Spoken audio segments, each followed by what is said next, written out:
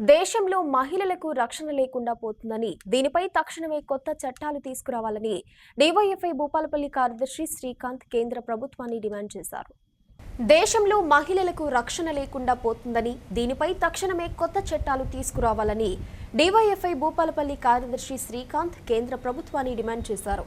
కోల్కతా రాష్ట్రంలో ఇటీవల అత్యాచారానికి గురై మృతి చెందిన జూనియర్ డాక్టర్ ఆత్మకు శాంతి చేకూరాలని డివైఎఫ్ఐ నాయకులు శనివారం రాత్రి భూపాలపల్లి పట్టణంలో కోవత్తుల ర్యాలీ నిర్వహించారు. ఈ ఘటనకు కారణమైన నిందితులను కఠినంగా శిక్షించి వారిని ఉరితీయాలని డిమాండ్ చేశారు. ఈ కార్యక్రమంలో నాయకులు, విద్యార్థులు పాల్గొన్నారు. కొన్ని రోజుల క్రితం కోల్కతాలో డాక్టర్ మౌమిత పైన కొంతమంది దుండగులు అత్యాచారం చేసి అరాచకంగా ప్రవర్తించినటువంటి దుర్ఘటన బెంగాల్లోని కోల్కతాలో జరిగింది. ఈ ఘటన పైన దేశవ్యాప్తంగా, ప్రపంచవ్యాప్తంగా ఉన్నటువంటి మహిళా మనులంతా దీన్ని ఖండిస్తూ ఉన్నారు. డివైఎఫ్ఐగా సెంట్రల్ కమిటీగా కూడా ఆల్ ఇండియా కమిటీ పిలుపునిచ్చింది. ఆల్ ఇండియా కమిటీ పిలుపులో భాగంగా ఈరోజు భూపాలపల్లి జిల్లా కమిటీ ఆధ్వర్యంలో డాక్టర్ మౌమిత గారికి కొవ్వొత్తులతో నివాళులు అర్పిస్తూ ఈరోజు దేశవ్యాప్తంగా కూడా గత కొన్ని సంవత్సరాల క్రితం ఈ దేశంలో నిర్భయను చూసినాం. నిర్భయ తర్వాత కేంద్ర ప్రభుత్వం నిర్భయ చట్టాన్ని తీసుకొచ్చింది. ఆ తర్వాత ఈ దేశంలో ఉండేటువంటి మహిళలకు ఎటువంటి హాని కలగదన్నట్లుగా ప్రభుత్వాలు వ్యవహరించినాయి. మేము కూడా నిజమే అనుకొని నమ్మినాం. కానీ ఆ రోజు నుంచి ఈ రోజు వరకు పసిపాప నుండి పండు ముసలి వరకు నిమిషానికో అత్యాచారం, గంటకో అత్యాచారం, ఇట్లా కొన్ని వేల సంఖ్యలో అత్యాచారాలు జరుగుతూ ఉన్నాయి. అయినా మేము సంఘాలుగా, ప్రజా సంఘాలుగా ఎప్పుడూ ప్రశ్నిస్తూనే ఉన్నాం. అయ్యా, ఈ దేశంలో మహిళలకు రక్షణ లేదు. ఈ దేశంలో సనాతన ధర్మం గురించి మాట్లాడతాం. ఎక్కడైతే ఆడది పూజించబడుతుందో అక్కడ దేశం వర్ధిల్లుతుంది అని చెప్పే సమాజం అనే దేశం మనది.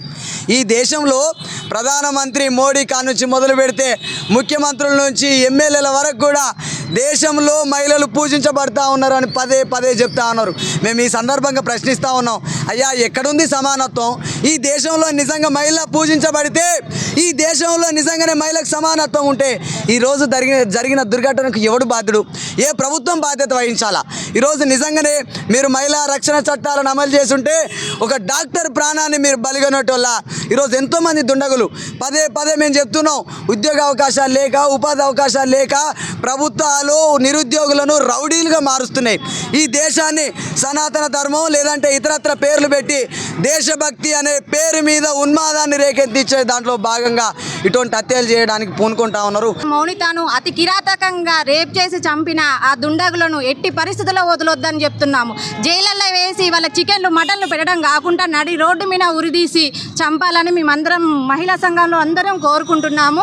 ప్రతి ఒక్క ఆడపిల్లకి రక్షణ కల్పించాలని పోలీసు వాళ్ళని, షీ టీం వాళ్ళని, అట్లాగే ఈ ప్రజాస్వామ్యాన్ని అడుగుతున్నాము. మేము చిన్నపిల్లలు, ముసలి వాళ్ళు, అలాగే నలుగురి మధ్య డ్యూటీ చేసుకోలేక, బయట తిరగలేక ఇంకెక్కడండి ప్రజలు, లేడీస్ సేఫ్టీగా తిరగగలుగుతారు?